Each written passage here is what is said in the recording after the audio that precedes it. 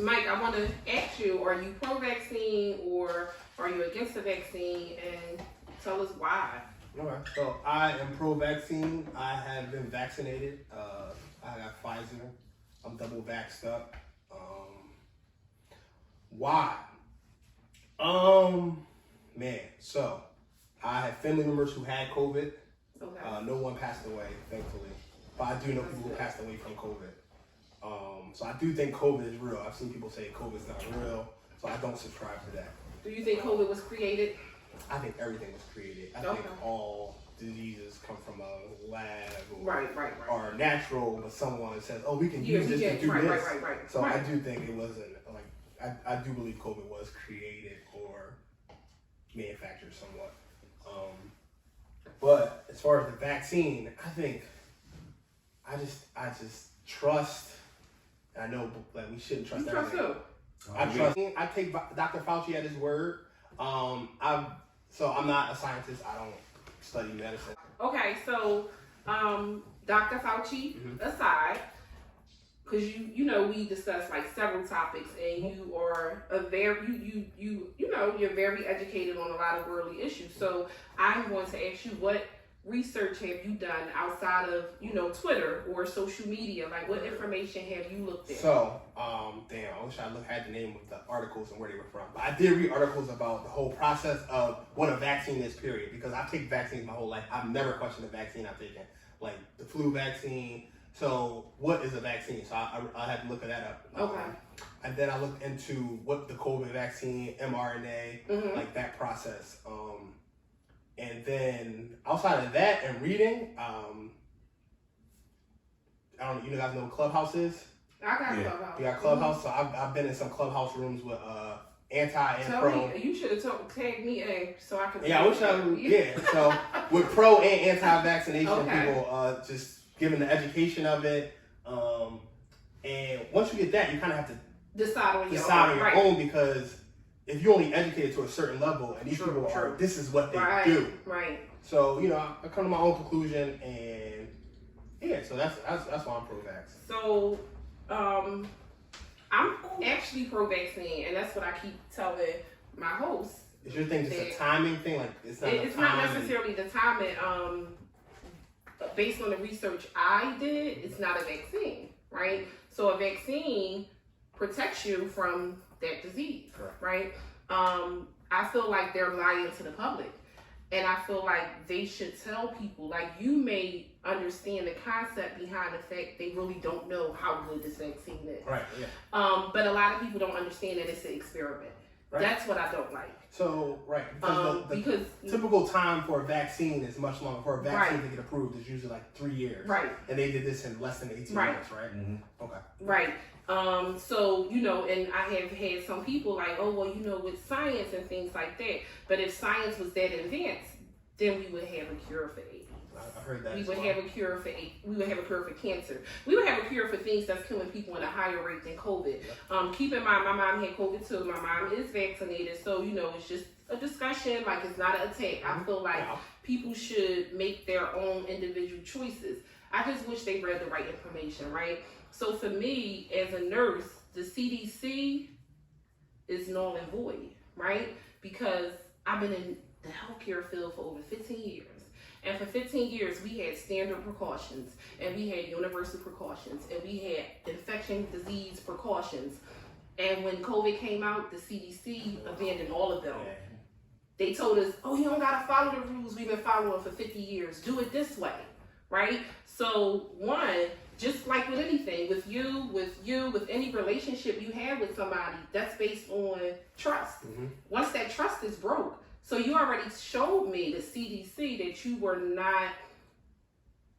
you didn't have the public best interest at heart, because you allowed nurses to do precautions and procedures that was not, and I understand it was a pandemic, but they changed the rules. Mm-hmm. They literally changed the rules. I think that the reason that we've seen so many deaths was because we in the healthcare field was scared. We were afraid. We didn't know what we were getting into. As y'all should have been. Like, we didn't know what it was. And I'm saying, like, every day I was coming home, my anxiety was through the roof. And I'm like, what the hell is going on? But I think that we wasn't educated. But I feel like they evoke fear within our community. And then they evoke the sense of urgency. Because in the beginning it was like, this is only for a certain, you can't tell people that this is only for a certain group of people because, everybody want it. Why they better than me? Why Essential employees can get it and I can't? So now I'm getting it because if they're giving it to them, I gotta get it. Then you got all these black people, hey, look at me, I just feel like we need to, you go on the CDC website, even though their research is bullshit in my opinion at this point, but they explain that this is what phase we on. It's an experiment. Because the vaccine will protect you from the disease. Unfortunately, people that's vaccinated is still getting COVID. They still can pass COVID. Think about when we was growing up, I'm not sure how old you were, the chicken pox is null and void. Somebody get chicken pox, you looking at them like they from a third world country because they received a chicken pox vaccine. The flu shot is the flu shot. It's not a flu vaccine. You understand what I'm saying? It's not language. A vaccine. It's words have power. Right, and that's my problem. They know people not going to read. But from what I do understand about the COVID vaccine is that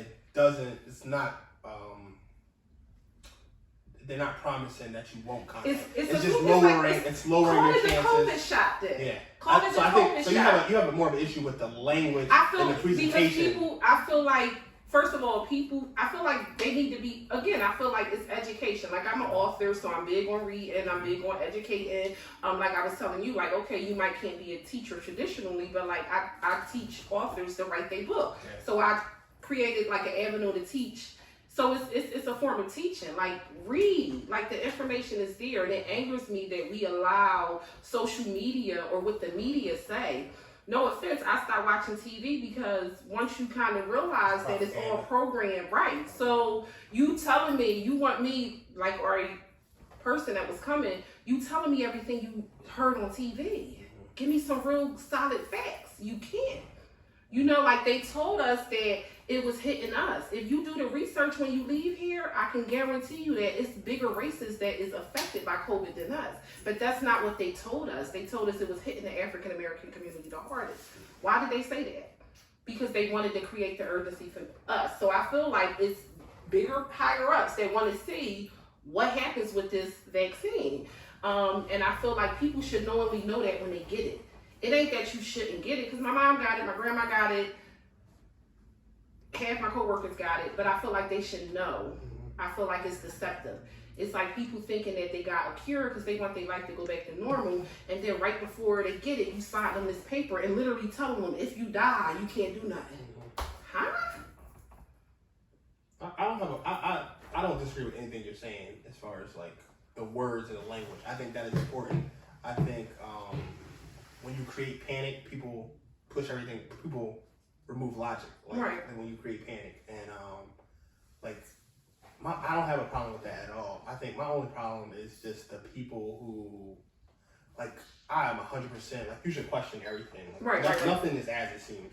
Like, and I have no issue with that. Like, that's a normal thing. Like, you should do that. Like, if you're not doing that, then you probably should ask why. Right. But my thing is, people have this sense of the YouTube conspiracies, and they're trying to track us. And these are people who carry cell phones every day. Oh no, I don't think. Yeah, I don't think it's that's my issue. I know that if they, that's like crazy. They're microchipping us. They tracking our phone. Like, There's bro, no reason. Right. All day. They know where we at. Exactly. They know what every time you open Facebook, they know what you just talked about. Exactly. Yeah, they know what you're saying. But you know what about that? I think people don't even realize, like, when you go on these websites and they be like accept the cookies and all that. Like, they're tracking. That's why they named the cookies. Exactly. Yeah. But yeah, I do, like, I don't want, and even if we had the other guests here, it's not that, first of all, when you say you're not getting the vaccine, people just automatically say you're anti-vaccine. And I'm not. My kids are up to date on all their vaccines. Do I feel like vaccines have a lot of side effects? Absolutely, because I'm a nurse. So I know the 50 million medications I give out every day have a shitload of side effects. I know that for a fact. Because I can give them for a whole year, and then they recalling them a year later, somebody calls something else, and it's like, we just gave this to 100 people 4 times a day. Like, what are you talking? So I know that everything has a side effect. That's not what I'm worried about. I'm worried about the fact that the research isn't there. And I feel like because we don't have all the research, we should be letting the public know the truth. Like, I don't know what might can happen to you.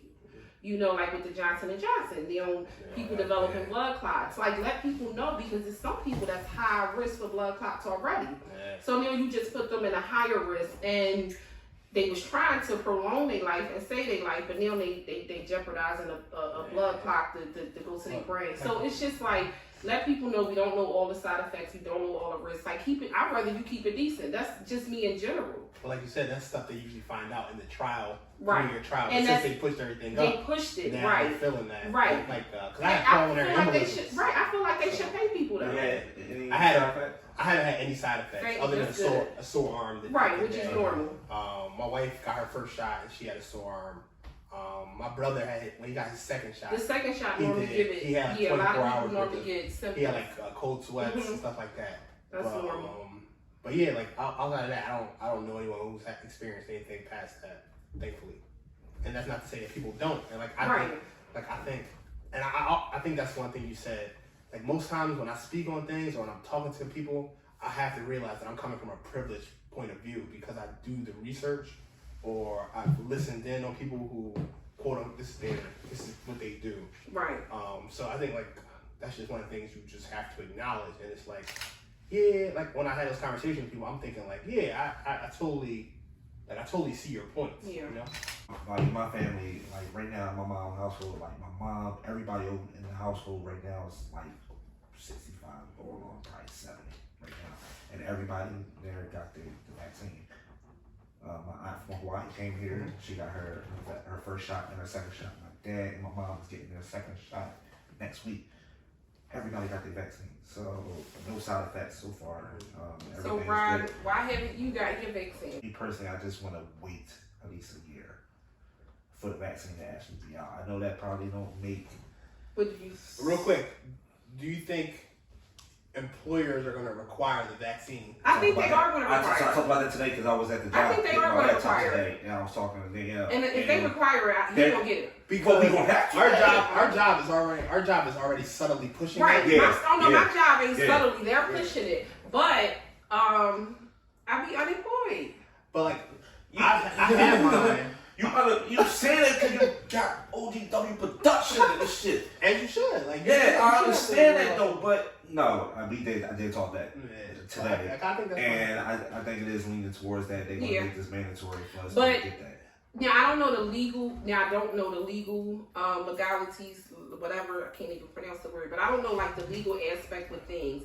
But I don't know if they can mandate something that's under emergency use. Yeah, it depends. It's under emergency use. I got a few. You know a lawyer. Like I know a few lawyers, so it's under emergency use. Like the flu vaccine, my job mandates that. As a nurse, it's been mandated for forever. So I don't have no choice but to take it. I take it. Normally, I didn't want the flu vaccine, but it's mandated. But because it's under emergency use, I don't know legally because I feel like if they could have done it, they would have already did it. But I think that it's I don't know. Like I don't know what rights are being violated because it's under emergency use. Emergency use thing. I didn't know about that. Yeah, nothing is FDA approved. Technically, the Pfizer or the Moderna isn't FDA approved. So can you mandate your employees to take a non-FDA approved? I don't know if that's the law. Like I think if it's a vaccine, it has to be FDA approved. I'm going to do some research because I'm not sure. But I feel like they're sending that out because they want you. Because when my job first, keep in mind, we got vaccinated. My building is considered herd immunity, right? And so it's like 30% of us that didn't take it. And we got vaccinated in January. Like, I'm in the suburbs. They got offered it early. I met a woman who said she got vaccinated before 2021. Yeah, no, not before 2020, but we got ours in January. CVS was out there in Doles, right?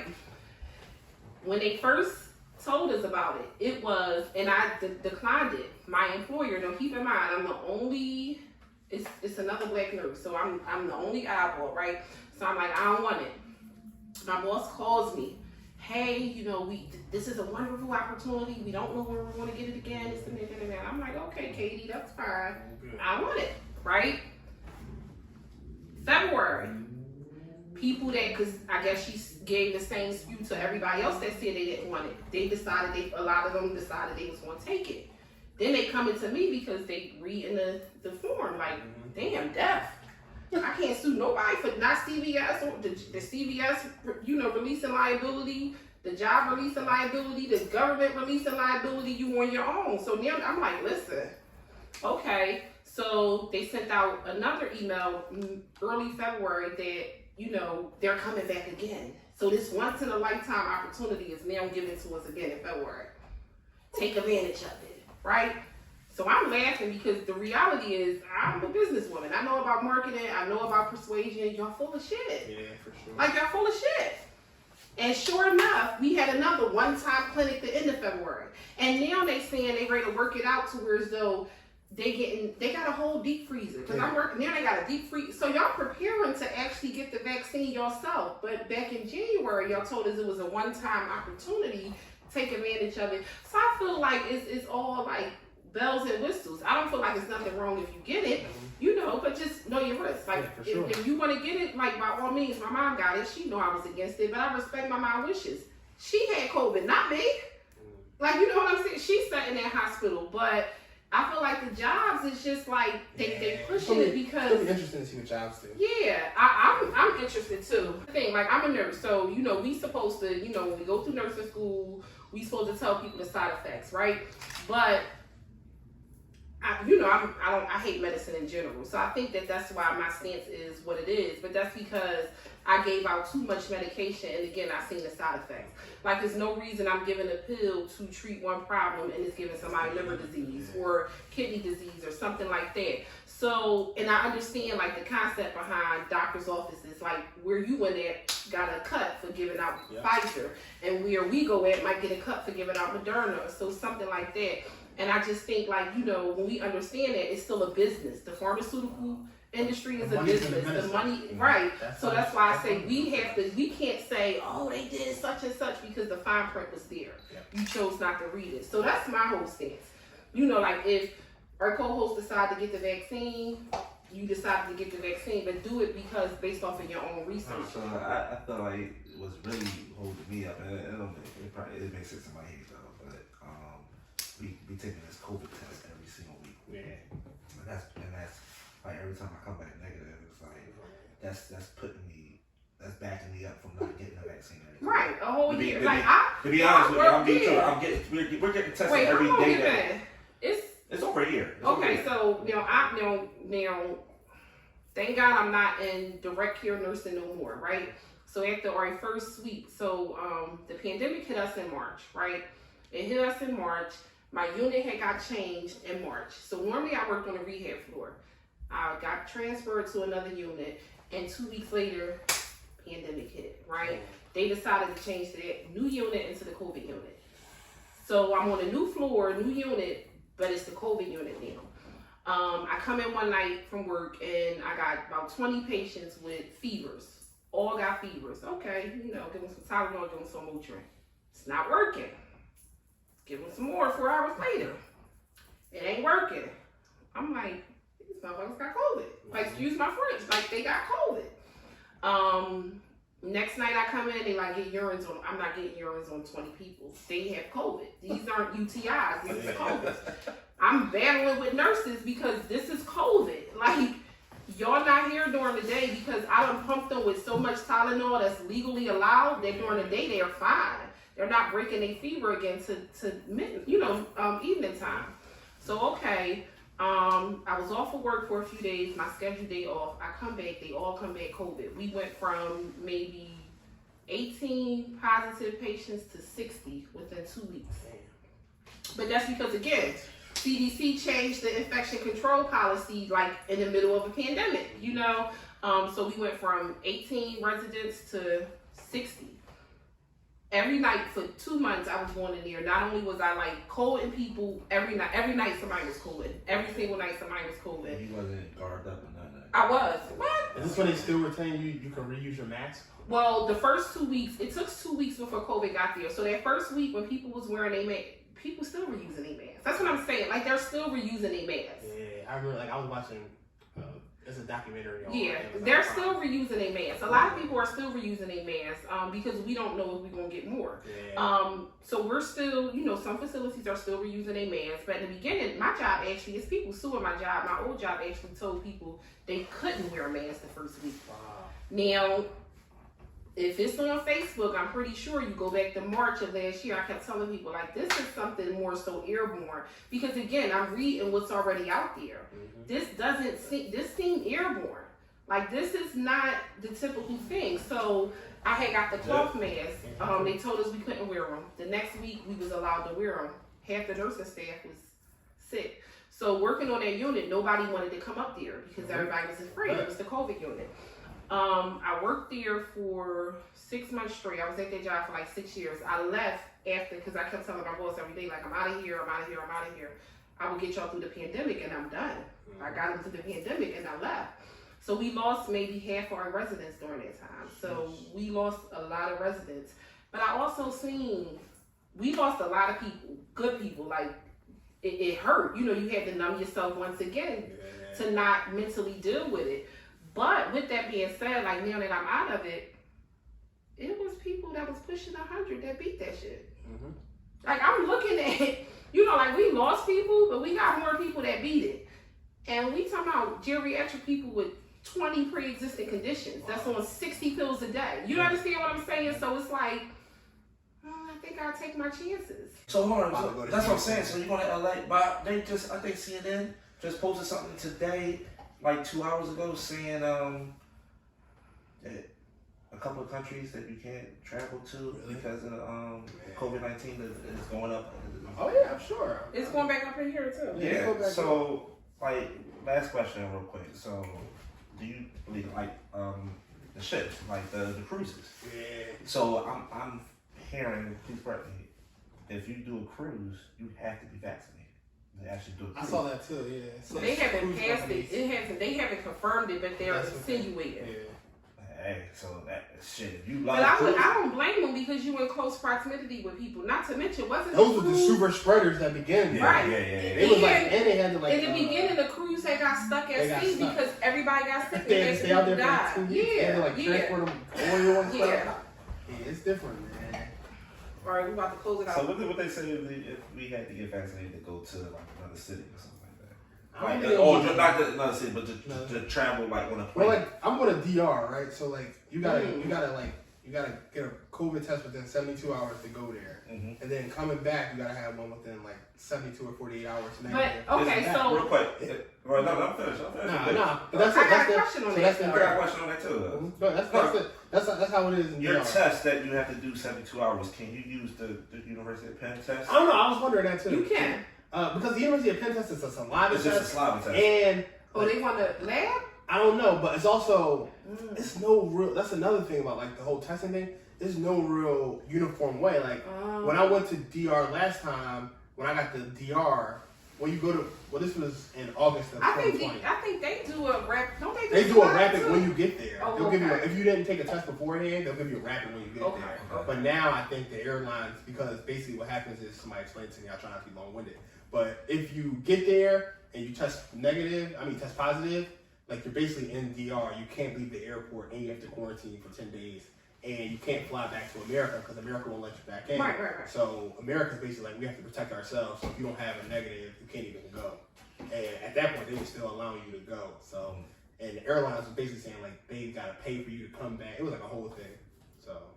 Like in Jamaica, some resorts are actually like if you test positive for COVID in Jamaica at some resorts, you have to quarantine. They allow you to stay at that for free. They losing money though. Jamaica, No, but you can't. But you think you're just gonna be chilling. You just gotta stay that's there. You gotta stay. That's an extra like incentive amenity that they offer. That's the word we live in. That's like amenity, literally. for sure. Because they're losing money. But the saliva test is only 85% accurate. The lab test. It is. It's only 85%. Like the way they give us our results is just like it's a negative. Like I don't know if it's enough information for me to be like, yeah, I got a test. Like, right. So that's why I don't know. Well, they got some of your drive-up ones, but this is why that's BS to me. Okay, so 72 hours, right? So let's say hypothetically today's today is Monday, right? So you're going to DR Wednesday, right? You got a COVID test Sunday. You came here. I'm COVID positive. Your test from Sunday come back Tuesday. It's negative. You hop on that plane, but you positive because you just came here and I gave it to you. It's bullshit. I feel like if they really, in my opinion, I feel like they don't want to control the virus. Because if they did, they would be rapid testing as you get on the plane. You get rapid results back in 15 minutes.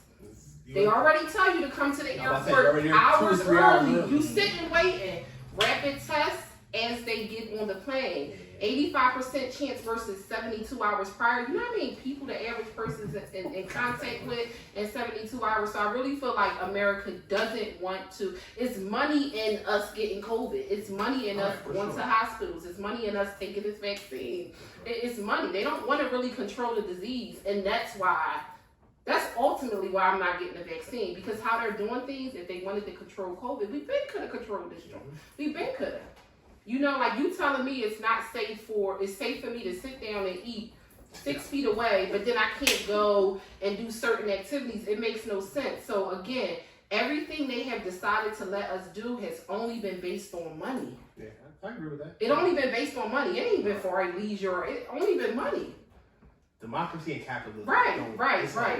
It's a weird mix. Right. And when people realize that about America, that we're a capitalist society, then you'll understand a lot of this stuff that is happening. You'll better understand because it's all about money, and it's all about the goal in America is to make money. It's not, like, it's all based in that. So I want to thank you, Mike, for joining us on Books, Business, and Bullshit. We talk some business and bullshit. No, we talk some real shit, man. I love it. Social media at 5Rock, the number 5, IVEROKK. For photography, Soccer Dad Photography, spelled out just like that. But thank you guys for allowing me to be on your platform. I appreciate the conversation. I appreciate the knowledge. Appreciate the appreciation. It's good times, man.